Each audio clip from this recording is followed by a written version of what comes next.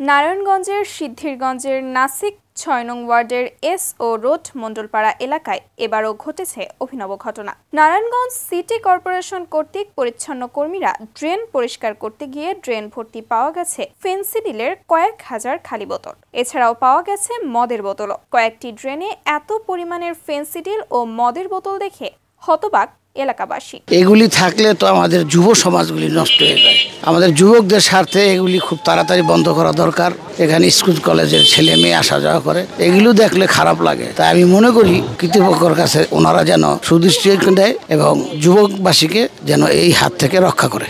মণ্ডলপাড়ার আশেপাশের অধিকাংশ ড্রেনেই ফেন্সিডিলের হাজার হাজার খালি বোতল পানি নিষ্কাশনের পথ বন্ধ করেছে। ফলে বৃষ্টি হলে এ এলাকায় জলাবদ্ধতা দেখা যায়। বুধবার ১২ জুন সকালে মণ্ডলপাড়া এলাকার ড্রেন পরিষ্কার করতে গিয়ে ড্রেনের ভেতর থেকে নাসিকের পরিচ্ছন্ন কর্মীরা ফেন্সিডিল ও মদের এসব খালি বোতল পায়। এর আগেও গত বছর বৃষ্টির পানিতে জলাবদ্ধতা দেখা দিলে নিজ উদ্যোগে ড্রেনেজ সংস্কার করতে গিয়ে দেখা মেলে শত শত ফেন্সিডিলের খালি বোতলের। এদিকে স্থানীয়দের অভিযোগ, নাসিক ৬ নং ওয়ার্ডের পুরো এলাকা মাদকের স্বর্গরাজ্যে পরিণত হয়েছে। এরপরও আইন শৃঙ্খলা রক্ষাকারী বাহিনীর নজর নেই ওই এলাকাটিতে। শুধু ফেন্সিডিলের বোতলই নন, ড্রেনটি পরিষ্কার করাকালীন সময়ে এর আগেও বিভিন্ন আইটেমের মদের বোতলও মিলেছে বহুবার। এরপরও এলাকাটিকে মাদক মুক্ত করার জন্য প্রশাসনের কোনো উদ্যোগ চোখে পড়ে না।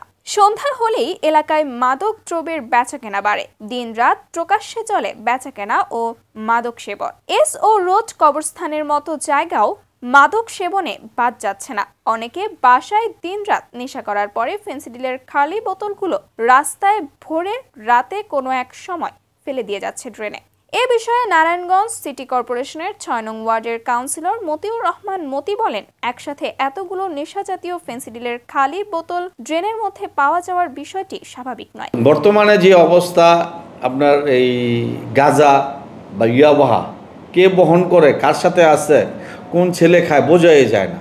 আজকে যে ছেলেটাকে আমি 2 দিন আগে ভালো দেখছি, ভালো সুন্দরভাবে চলাফেরা করতেছে, সেই ছেলেটা দেখা গেছে 2 দিন পরে মাদক আসক্ত হয়ে গেছে। যে অবশ্যই আমাদের উচিত এলাকার লোকজন সবাইকে নিয়ে, সবাই ডেকে নিয়ে বসে এইটার বিরুদ্ধে একটা অ্যাকশনে যাওয়া, যে এখানে বারবার কেন এতগুলা ফেন্সিডিলের বোতল পাওয়া যায়, কে বা কারা এগুলা খায়, তাদেরকে চিহ্নিত করে সমাজের মধ্যে আইনের মাধ্যমে তাদের ব্যবস্থা নেওয়া উচিত।